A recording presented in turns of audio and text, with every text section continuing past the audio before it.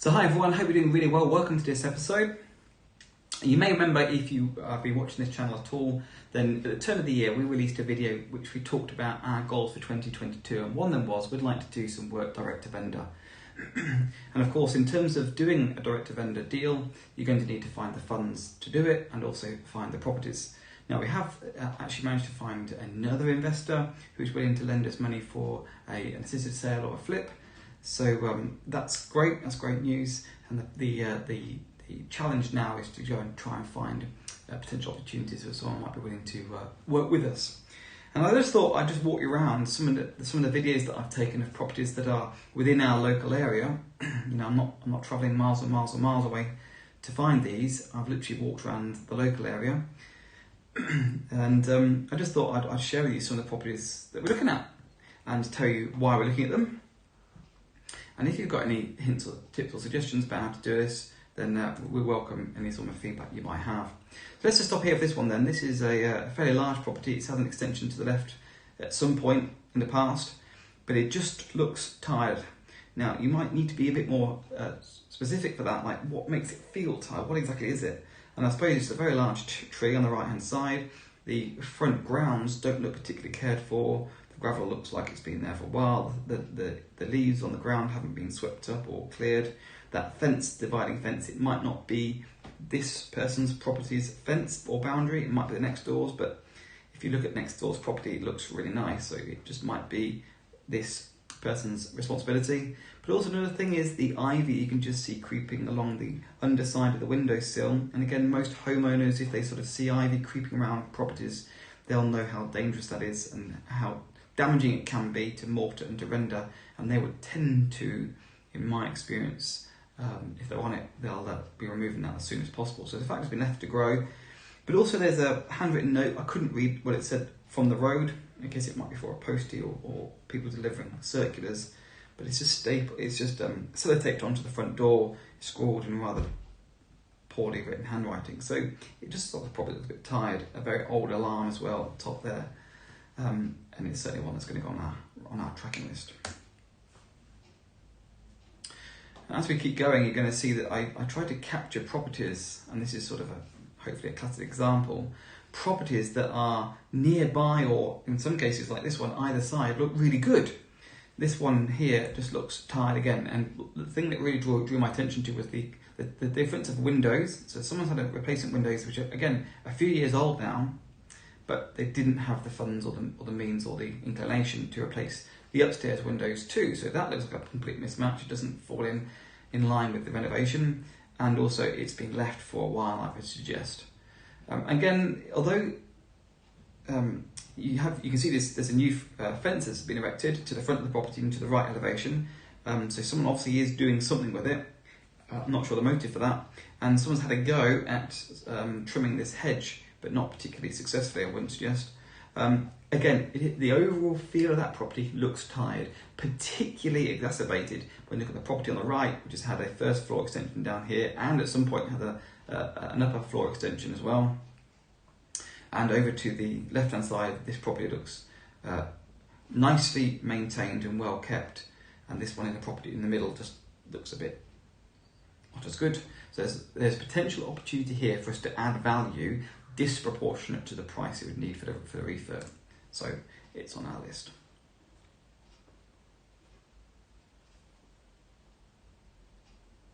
Now I decided to capture this one, although this one isn't really the sort of thing we're looking for, unless they run out of money, in which case we probably could, but it just goes to show that within a quarter of a mile, people are thinking it's worth investing and renovating houses. I don't know if this is a developer or not. I would suggest it probably is by the type of materials you've got lying out on pallets and things. But here is a house that is looking lovely. And if that is going to be done up and sold, again, we don't know that, but that might be pushing the new ceiling price in the area, which makes it even more appealing to find houses like the ones we've already shown you, to go in and try and do a deal and renovate them, because the spread just might be really good. So I'm showing that in the area there are people that are developing it. It's worth investing in this sort of area.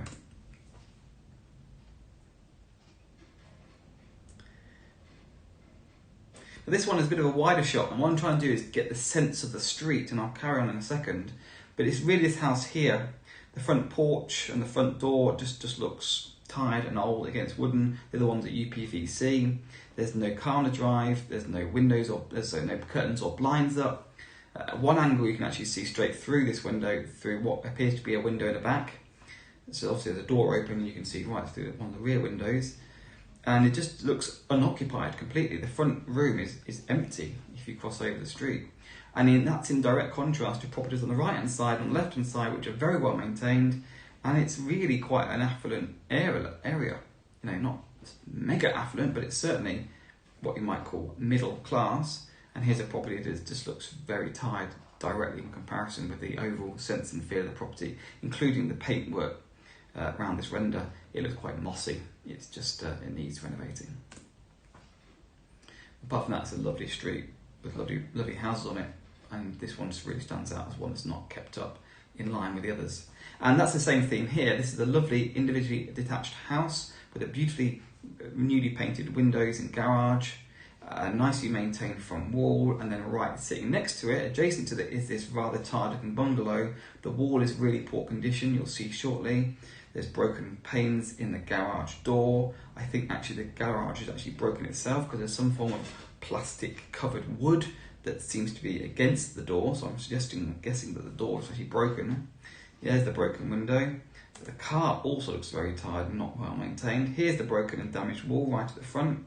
It's massively overgrown.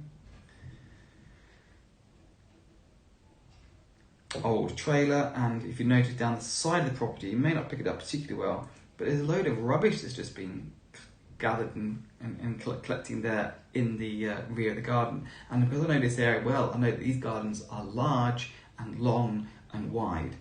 So the fact that this property is, again, left to, or not maintained to the standard of others on the street, I think there's a real opportunity here potentially to get in and do what I would call a development. This is a development really, rather than just sort of a refurb. And the same story here, you know, lovely nice looking house there. I think that is number 2? Another lovely house, number 4. And then number 6 just seems to be really poor. The render around the windows, including the window itself, is poor. You've got cracked window, water's obviously getting behind it. You've got remnants of ivy that's crept up. And then right next door to another beautifully looking house that's very well maintained. And again, the entire area is generally speaking, a well-maintained area, very well-maintained area. Now, I'm trying to capture this again, get the feel of the property. The gardens and hedges are trimmed and neat, things are cared for and organised and well put together. And then as you pan around to the left, you're going to see that this property right on the end here, this one here, is tired. And again, you might not notice it particularly if you look at it here, or you're driving past it, or you're walking with not particularly paying much attention. But as you cross over, which we'll do just shortly, there are a number of telltale signs. Now, I was a bit confused about this one because the property, the front hedges are trimmed. They've been recently, trimmed back. But there are some things if you look carefully. And one of them is, if I just pause it here, you'll see there's a black wheelie bin inside the property. Don't know about you, but mine live outside. You've also got, this is a bit more obviously, you've got these metal fences here. And if I just pause it here, you're going to see they're actually propped up by this plank of wood against a tree with a brick. Again, I don't know how your fences are maintained, but perhaps not like this.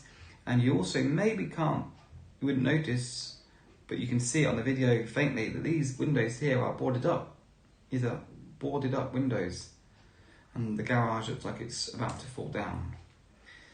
So here is a property which on first notice, the wind was quite strong there, doesn't look particularly out of the ordinary. I mean, it looks different to the ones that are around it, certainly, but if you look with a bit more care and attention, you can see the windows are boarded up, the bins inside, the fences are missing, and where they've been, to maintain the perimeter, they've used wood and bricks lodged against trees and things. This again was an opportunity to somehow get in touch with the vendor, letter to the letterbox perhaps, and see if there's an opportunity they might sell it to us, or at least help us. We can help them do a refurb and do an assisted sale. So there are some of the properties that we have been looking at. I'll let it run to the end. much else really there that we've been looking at. Now what we also do is I've got a spreadsheet now. I'm tracking these properties with their addresses, and I'm hoping that at some point something might come to fruition and might have to do, say, an assisted sale, or perhaps a flip, or even perhaps a buy-to-let, but this isn't really our buy-to-let stock. So I hope you found that interesting. There's no point just setting goals if you're not going to take activity to move them forward. So I don't know how yours are getting on. If you're making progress, then please let us know, particularly if any of you have, I don't know, gone from having no homes to one home. If that's you, then please share your success, your buy-to-let properties, whether it's buy-to-let or your own. If you are making progress, then feel free to share it with us. Our little community here, we're super excited to hear how you're getting on. But that's it for this one. I hope you enjoyed it. I hope you found it interesting and helpful. I hope it helps you move your property investing journey forwards too. I look forward to seeing you in the next one.